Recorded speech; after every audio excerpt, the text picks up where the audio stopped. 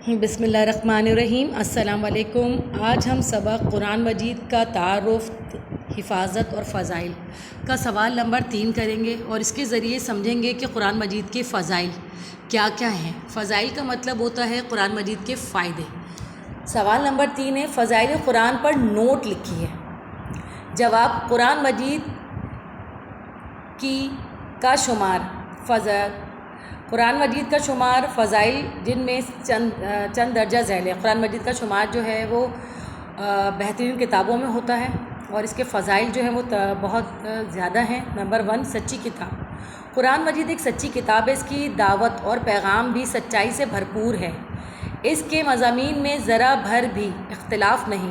سورۃ النساء میں اللہ تعالیٰ ارشاد فرماتا ہے، اگر یہ قرآن ہوتا کہ کسی اور کا سوائے اللہ کے تو ضرور پاتے اس میں بہت تفات مانے بہت ساری غلطیاں، ٹھیک ہے، بہت ساری الجھنیں اس کے اندر ہمیں ملتی اگر یہ اللہ تعالیٰ کے سوا کسی اور کا ہوتا۔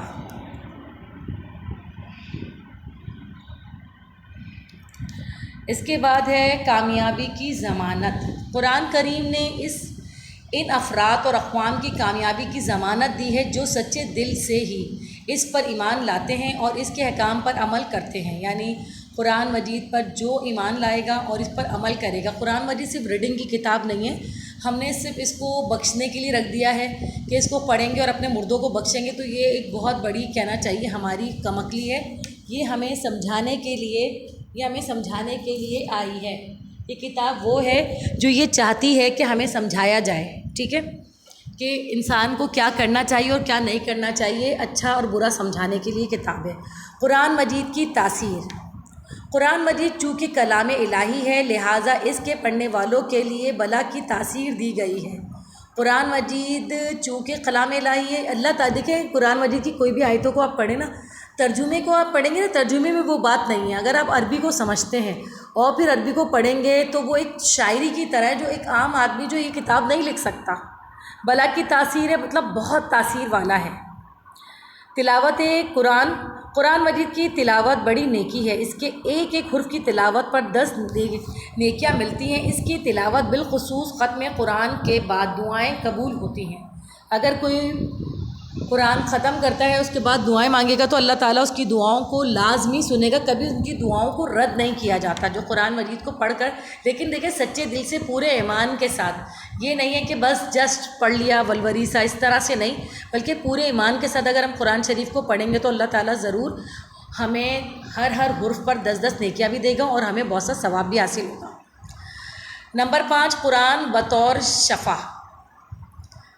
اللہ تعالیٰ نے قرآن کو لوگوں کے لیے شفا بنایا ہے، لہٰذا قرآن سے روحانی و جسمانی دونوں قسم کے امراض میں شفا حاصل ہوتی ہے۔ دیکھیے قرآن مجید کو اللہ تعالیٰ نے کیا بنایا، ہمارے لیے شفا ہے۔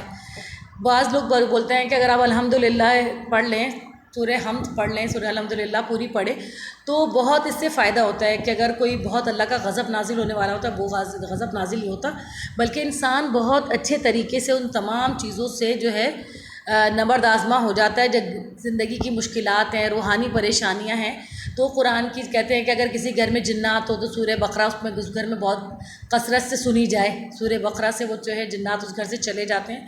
تو یہ سب کیا ہے، یہ روحانی فائدے ہیں، یہ جسمانی فائدے ہیں قرآن مجید کے۔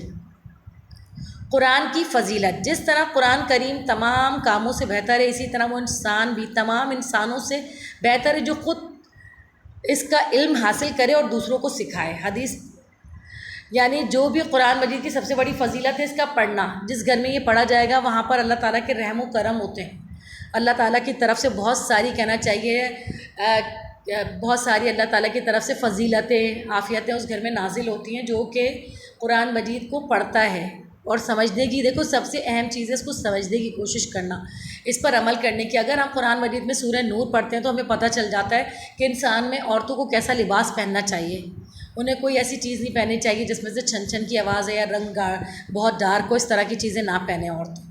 اسی طرح حدیث رسول صلی اللہ علیہ وسلم نے ایک جگہ فرمایا، تم میں سے بہتر وہ ہے جس نے قرآن سیکھا اور دوسروں کو سکھایا۔ تو بہترین کیا ہے، قرآن کو سیکھنا، سب سے اچھی چیز قرآن کو سیکھنا اور دوسروں کو سکھانا ہے۔ تو ہمیں چاہیے کہ اللہ ہمیں اس کی توفیق عطا فرمائے اور ہم قرآن کو پڑھیں بھی اور لوگوں تک اس کو پہنچائیں بھی. اپنا بہت بہت خیال رکھیے گا. اگر آپ میرے چینل پر نئے ہیں تو اس کو زیادہ سے زیادہ سبسکرائب شیئر کیجیے اور لائک کیجیے, اور اپنا بہت بہت خیال رکھیے گا. اللہ حافظ.